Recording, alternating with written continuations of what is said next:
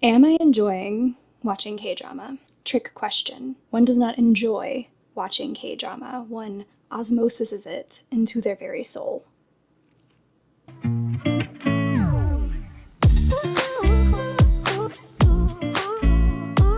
Am I sitting on the floor? Rhetorical question. Yes, I am. You can clearly see my chair right here. It just felt right today. This is where I ended up. I'm only just now noticing also that I'm kind of cutting off the top of my head. Can we fix it? Is it too late? Hello, welcome back after a brief adjustment. Can you see a difference? Probably. Look, this is as good as it's gonna get. I felt like the floor today, the chair just was not working for me, all right? And this is as good as I can get the angle because I'm tired of trying. I'm so warm. I'm so warm. I shut the air conditioning off in here so I wouldn't have to deal with the background noise and trying to clean up the audio, okay? And now I'm hot. I'm hot. Please just understand that this is as good as I can get the angle, okay? We're gonna have to deal with no top of my head and glasses glaring in my windows. That's what it's gonna be today. Hello, I'm Jade, by the way, and I will be reviewing. I feel that I need to start at the beginning. I have recently become deeply involved in watching Korean dramas. Like within the last 2 weeks, this has happened in my life. I even made a My Drama list because people on TikTok told me that I should. And honestly, pretty handy for tracking what I've watched, what I like, what I want to watch. There's so much. There's a lot of content. And I've known, I think for a while, that getting into K-dramas would be something that would just be so enjoyable and pleasant and fulfilling to have in my life, but also the scope and volume of K-dramas was very intimidating, very intimidating. And I know myself, and I know that if I get into something that I really enjoy, that it just consumes me because I let it. So I was a little worried. I was a little worried about diving down the rabbit hole of K-dramas because there was a very distinct possibility that I didn't come out, that I'm just wandering around Wonderland for the remainder of my life. BFFs with Alice. Did she stay in Wonderland forever? Or did she eventually went home, didn't she? I only vaguely know that story. But I don't know, I just decided that it was time. I decided July 2021. This is it. This is it. I cannot turn 30 years old in a few months and not have watched a single Korean drama. Like, that feels like a crime. That feels not okay. I need to course correct and just spend 2 weeks intensely watching Korean dramas and basically exclusively doing that, aside from working when I have to. So today, I just wanted to take some time and talk about the 4 dramas that I've seen in the last couple of weeks, because a little bit I wanted someone to talk to about it, and I don't have anyone to talk to about it, so I thought I could settle for a conversation with myself with the intent of showing it to you and hoping that you are supportive. Or at least find my thoughts useful if you're trying to decide what to watch yourself. Oh, my lamp up there just turned on. Is that weird? I don't know if the camera and sound picked up that, I don't know, zap that just happened, but computer seems fine. I'm okay. Heart is beating a little faster than it was, but that was scary. Anywho, I do want to first and foremost acknowledge that I have no authority to make any kind of judgments on K-dramas, so these are just my opinions about what I thought having watched it. I will be giving away spoilers. I just need you to know that. So if you're coming to this and you haven't watched anything that I'm going to talk about and you might want to, this is just your warning. This is your spoiler warning, because I was trying to figure out how to do this review, which is more of a conversation really with me, and I couldn't think of a way to do it without spoiling, because if I were to do that, I would probably not be talking about some of the things that I want to talk about, and I don't want to do that. I want to talk about things. I got a lot of things to say. I also want to acknowledge that I cannot pronounce things in my own native language, which is English. If you've watched any of my other videos, you know this to be true. You know this to be just embarrassingly true. So I'm going to do my best with names, but I just want to acknowledge and apologize in advance if I mess something up. I'm very, very sorry. So first, I feel like I should just offer an overview of how this all started. So first up for me was Cinderella and the Four Knights. And I chose this one because I am a sucker, just so obsessed with a good Cinderella trope. I don't know why, because my life in no way resembles Cinderella. I have not had it difficult as she did, but something about the concept is very appealing. So when I was like, I'm gonna get into K-dramas, I'm gonna do it, now is my time, well, to be honest, I first Googled and was like, internet, can you tell me which K-dramas to watch first? And that was a mistake right off the top, because there were too many recommendations, too many that just seemed excellent and worth all of my time. So I quickly realized this is not going to be the route for me, because I just want to commit to watching something and not go down an anxiety spiral of, but which one do I watch first? What if I watch the wrong one first? What if I mess up my one job of getting deeply involved in K-dramas? It was too big of a risk. So instead, I just went to Netflix and I typed in Korean dramas, and then I saw what popped up, and I saw the Cinderella one, and I was like, we're doing it. Perfect. So I finished that one, and it was quickly followed by Boys Over Flowers, because that one was highly recommended by the internet as a classic. So got into Boys Over Flowers, finished that within 48 hours. Could put that on a t-shirt. And then bam, straight into What's Wrong with Secretary Kim. TKO'd that quicker than Dustin Poirier to Conor McGregor. It was magnificent how quickly I moved through, well, all of these, frankly, considering I have to do other things besides just like watch TV all day. And then I'm currently just coming off The King, Eternal Monarch. And I am a little dehydrated from that one because of all the crying. But I will say that I was well prepared for the emotions, because as a millennial, we are very familiar with the happy, sad aesthetic. More on this later. I'm still taking care of the dehydration. So let's just get into it now. Well, actually first, let's just like, maybe roll our shoulders a little bit, because we are sitting on the floor. We do have a chair that's like, I think it pretends to be ergonomic, but I'm not entirely sure if it's doing much for my back support. To be fair, it's doing more than the dining chair I was using before. So I shouldn't be rude to it. It's just trying to do its best and do its job. I'm very sorry. That is not the energy that I want to bring in to this space. Cinderella and the Four Knights. As I said, my journey began here, and this was a really fantastic one for me to start with, because it was just so lighthearted, so easy to watch, easy story, but with enough painful plot points, you know, when a story makes you go, that I still got like those aspects as well as like the joy. There was a nice balance, but without it being too like heavy and making me have to think about my life for a few hours afterwards. I am looking at you, the King, Eternal Monarch. And the romance of this one was so incredibly satisfying. Everyone ended up exactly where I wanted them to be, exactly where my heart wanted them to go in this drama, which was just so delightful to watch. I would consider this drama to be very clean, very digestible. If it were a head of lettuce at a grocery store, it would be labeled organic.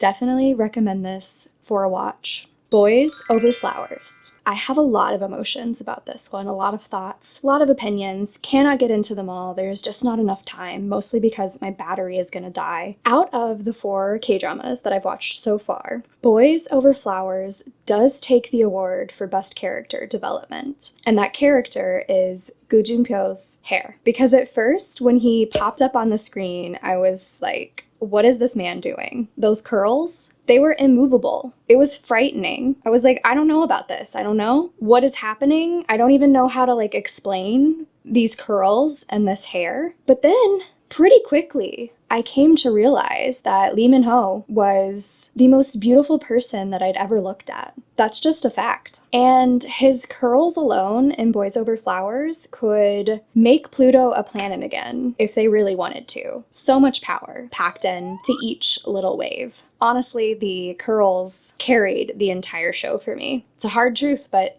there it is. And I know that this is a classic, which is why I watched it, because it was just all over lists everywhere as a must watch. But if I'm being honest, John D annoyed me the entire time. Basically right off the bat, just from the get-go, I was like, oh no, I don't know. Just, yeah, a lot of annoyance. I love you. Did you see how easy that was? How easy that was for me to say. Not once, not one single time could she tell Junpyo, I love you. What? She couldn't tell him this one time, and I think that actually took 3 years off of my life. And don't even get me started on the finale, okay? If I were ever in real life to see someone interrupting a marriage proposal before an answer has been formally given and before the proposal has concluded, I, as an introvert, would be making my first ever public scene if I were to witness someone interrupting a marriage proposal. That is just like ridiculous, absurd, do not do it. And again, my annoyance is with John D. Gu Junpyo could do no wrong in my eyes. Clearly his character could do a few things wrong. But damn it, you know what I mean. I hope. And just 25 hours of my life that I gave to that, not for that payoff. It was just profoundly disappointing and upsetting to me. And I can't even get started on Jihoo either. There's no time. There's no time to get into it. But if you've seen the show, I'm sure you've probably maybe agree with me of what was going on there. Why was he so beautiful? I mean, physically, but also character-wise. And why did he get so much more screen time with John D than Gu Junpyo? There's something in my head that just doesn't compute with that. And I think if I'm like taking a scientific approach to this, it's probably because it was too dangerous to have Lee Min-ho on the screen with those curls for too long. Like, I don't know what would have happened to the universe, but like something would have went down if we were exposed to that for too much. So I'm assuming that that's why Jihoo just had so many more scenes with John D. Would I still recommend Boys Over Flowers? Definitely. Definitely. Yes. I have a lot of emotions about it, but also, I mean, it is a classic. And frankly, Lee Min-ho and Kim Hyun-jung carry the show. They are worth watching it for. Frankly. And I mean, it does have a really amazing will they, won't they element, which we all love. We know we love it. So if you're looking for something in that vein, definitely go for it. Unless you're upset because I did spoil the ending, which I would understand that. Also, Boys Over Flowers is just a really fun name. That's a fun name, you know? I like the title of this one. That gets a solid 5 out of 5 from me. Definitely better than Cinderella and the Four Knights. Like, Boys Over Flowers, that just like rolls off the tongue and intrigues you, you know? It's like, yeah, I would like to hear more about this hypothesis. What's wrong with Secretary Kim? This was the first time things started to heat up for me a little bit. Before this, I was honestly kind of thinking, okay, Korean dramas must not have a lot of like kissing. I was thinking it must all be just like kind of minimal, but satisfying when it does happen. Very incorrect on my part. That was not an accurate assessment, and I just didn't know until I got to What's Wrong with Secretary Kim. I am obsessed with this one. The characters are fantastic. The story and the romance is fantastic. The visual editing is fantastic. Sound effects are fantastic. Yeah, fantastic, baby. If you're just looking for something joyful to watch with a lovely romantic story and just so cute and just light and airy, this is definitely at the top of my list, which I know is only 4 Kdramas long, but I would straight up watch this one again. And that's the only one out of the 4 that I've seen that I can say that about, because it was just, it was so good. It was so good. Did I mention that the romance was adorable? Adorable.